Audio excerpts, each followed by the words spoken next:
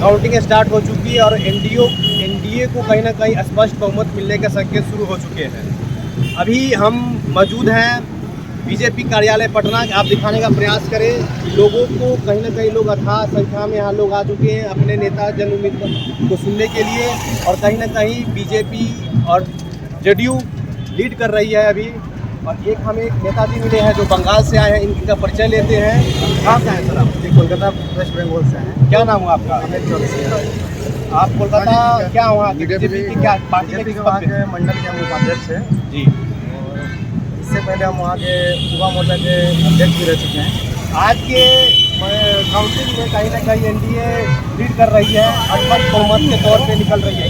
क्या लगता है जनादेश आ जाएगा बिहार के अंदर? बिल्कुल बिल्कुल, अभी 12 बजने वाले हैं और हम ये सुबह से रिपोर्ट देख रहे हैं और हम इसी के लिए खासकर बिहार और पटना आए हुए हैं। देखिए बंगाल से चलकर बिहार आए हैं। बिल्कुल बिल्कुल, क्योंकि हमें पता था बिहार की जो जनता है अब वो जंगल राज को नहीं लाना चाहती है और यहाँ से विकास को देखना चाहती है कि बिहार प्रदेश में शांति रहे। और जिस प्रकार से नरेंद्र मोदी जी और नीतीश जी मिलकर, हमारे साथ में चिराग पासवान जी भी है, जीतन मांझी जी भी है और 4 पार्टी का अलायंस है, 4 नहीं 5 पार्टी भी है, हमारे कुशवाहा जी भी साथ में है। हम सभी पार्टियों का एक ही मकसद है, बिहार को हम कैसे विकास की ओर ले जाए। और जो पहले लोग बिहारी को एक गाली समझते थे, अब समझ गए बिहारी का मतलब विकास होता है और विकास का रास्ता ही बिहारी चुनना चाहता है। कहीं बिहार के लोग जब अन्य प्रदेशों में जाते थे तो उनको एक गाली तक सबसे इस्तेमाल किया जाता था। बंगाल हो, राजस्थान हो, महाराष्ट्र हो, हरियाणा हो, तो कहीं ना कहीं बिहारियों को देखने का नजरिया अलग था। तो क्या 20 साल में कहीं ना कहीं नीतीश कुमार ने ऐसा परिवर्तन बिहार के अंदर क्या किया है? जी बिल्कुल सही बात बोले हैं। जो आज से 2005 से पहले अगर कोई भी बिहारी किसी भी प्रदेश में जाता था तो लोग उसे नीच भावना से देखते थे।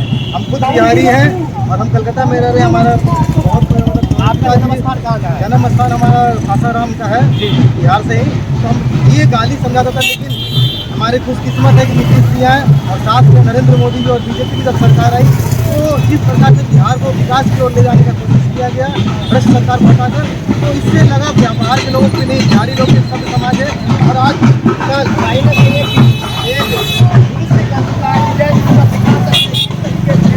जदयू का कार्यकर्ताओं ने बैंड बाजे के साथ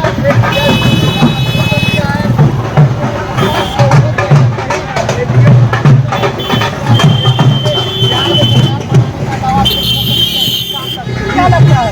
बिल्कुल सही, यही है हमारी देखिए एकता का पहचान। एक तरफ कांग्रेस और आरजेडी और एक तरफ वीआईपी पार्टी है। वीआईपी पार्टी उनको अपने आप को मुख्यमंत्री घोषित कर चुके थे, आज वो कहीं नहीं है। हमेशा से वोट और ईवीएम प्रोपेगेंडा फेल हो चुका था और इस बार नया लाई है वोट चोरी का, ये भी फेल होगा। बिहार की जनता ने दिखा दिया कि कुछ नहीं वोट चोरी है, हम अपना वोट खुद देते हैं और एनडीए को देंगे, क्योंकि एनडीए का मतलब होता है जदयू और बीजेपी और साथ में जितने भी अलायंस के पार्टी, चाहे वो चिराग पासवान हो, जीतन मांझी हो या उपेंद्र कुशवाहा जी हो। हमारा मकसद एक ही है, एनडीए की सरकार, और एनडीए की सरकार को जनता ने स्पष्ट बहुमत दिया है। इससे दिखाएंगे कि अगले 20 साल के नीतीश कुमार के सुशासन को लोगों ने भलीभांति समझ लिया है। क्या कोई ऐसा आरजेडी वाले बता रहे हैं कि उन्हें आखिरी मौके पे 10,000 को भेजने का काम किया नीतीश कुमार ने?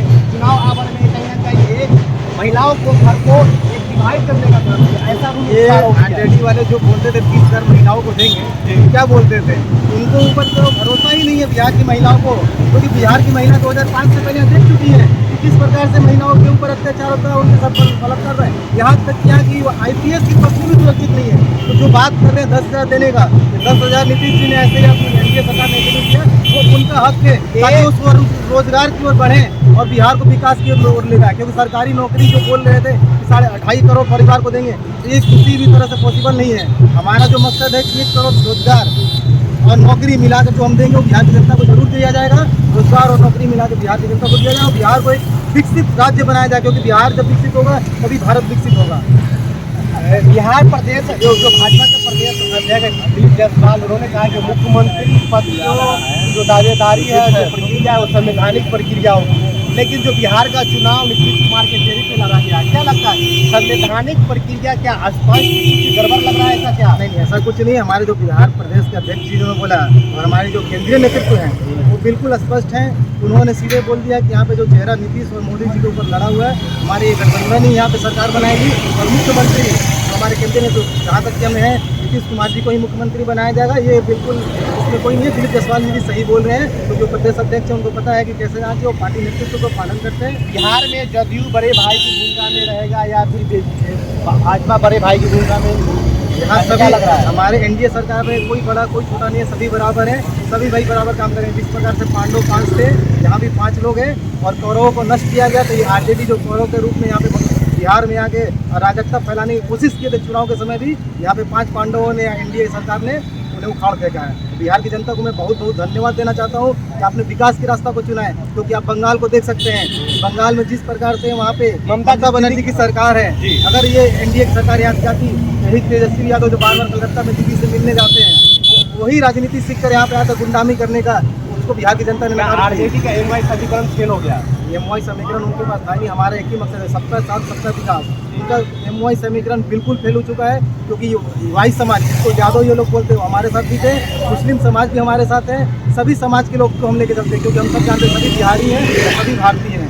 हम लोग कोई एमवाई समीकरण में बांटना नहीं चाहते हैं। और यादव समाज ने भी बीजेपी को स्पष्ट बहुमत दिया है, एनडीए सरकार को स्पष्ट बहुमत दिया है। तो कहीं ना कहीं ये बंगाल के बीजेपी कार्यकर्ता हैं, उन्होंने स्पष्ट तौर पे कहा है कि बिहार के अंदर सुशासन और विकास के नाम पर नीतीश कुमार को स्पष्ट बहुमत मिलने जा रहा है, और कहीं ना कहीं बीजेपी और जदयू मिलकर इसकी सहयोगी पार्टी है, सरकार बनाने का दावा पेश कर सकती है। 2025 में हम लोग बिहार जीते हैं, और हमारा लक्ष्य 2026 बंगाल फतेह करने का है, और ये बंगाल हम लोग जीतेंगे, बिल्कुल जीतेंगे बंगाल में, क्योंकि बंगाल की जनता भी त्रस्त हो चुकी है ममता बनर्जी के गुंडाराज से।